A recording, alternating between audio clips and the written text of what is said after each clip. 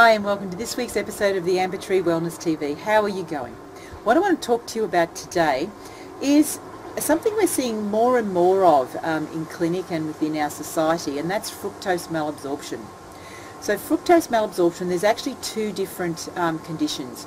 Fructose malabsorption disease is a genetic condition, and it's something that you're born with, and it means that you have an inability to actually break down fructoses efficiently. And fructose is fruit sugar. And with that, all you can really do is manage your diet, keep your diet clean, low fructose. There's not a lot you can actually do about the fact that you do have that genetic condition. It's something you've got for life. But fructose malabsorption syndrome, that's something different. Now that's what we're seeing a lot more of, and this is where people still have the inability to break down fructose, but there's different reasons for this. This is not a genetic condition. It is something which we've actually acquired and can actually be corrected. So, as I said, fructose is fruit sugar, and people with this condition have trouble digesting a lot of fruit and some of the vegetables, the high fructose foods. And in clinic I do a lot of cleanup of people, I do a lot of detoxes and things like that, and when my standard detox really isn't successful and it's not actually addressing the symptoms, I start to look at conditions like fructose malabsorption, because I remove all the common things, all the things I've spoken about before on these videos, but when they're still having problems because they're eating fruit and vegetables, then I start to look and see what else is happening, and that's when we look at fructose malabsorption. Now there is a test for this.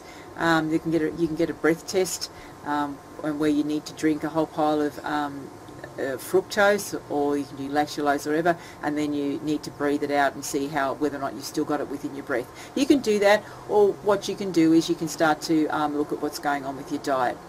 The underlying cause of fructose malabsorption symptom is a gut that's not working properly. It's caused by a condition that we call SIBO, and I have mentioned SIBO before. SIBO is small intestinal bacterial overgrowth. So that's an overgrowth of bad bacteria within the small intestine. So it's in the upper region of the digestive tract as opposed to the lower bowel.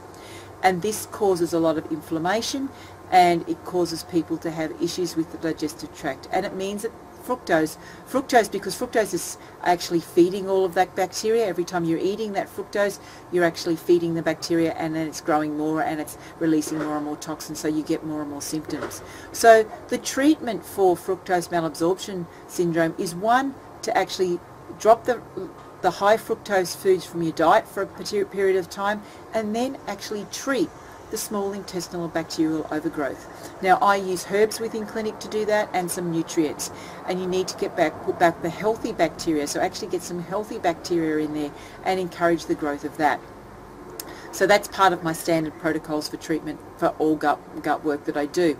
But we do it just a little bit longer for people who have fructose malabsorption, and we do need to take those fruits out. Once the gut is healed and is clean again, putting the high fructose foods back generally shouldn't cause a problem.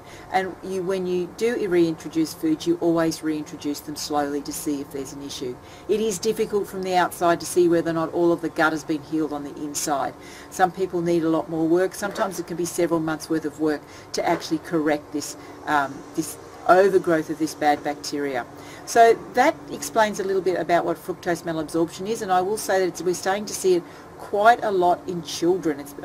It's becoming a big issue with children, and that's because of the diets that they're eating, the use of antibiotics at a very early age, and children that are being caesarean born and not being breastfed. So there's a lot of factors that are involved with that, but it is becoming a bigger issue with children. But children are generally easier to treat. It just requires dietary modifications and just some slight treatment of the gut. It doesn't normally need as much treatment as adults do. So hopefully you enjoyed that video. Please feel free to share it around, share it with your friends. If you've got anybody you know that might be having an issue that you may suspect has fructose malabsorption, share this with them so they can actually learn something.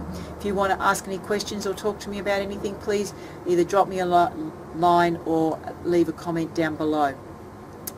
Until next week, I will see you then. Thank you very much. Bye.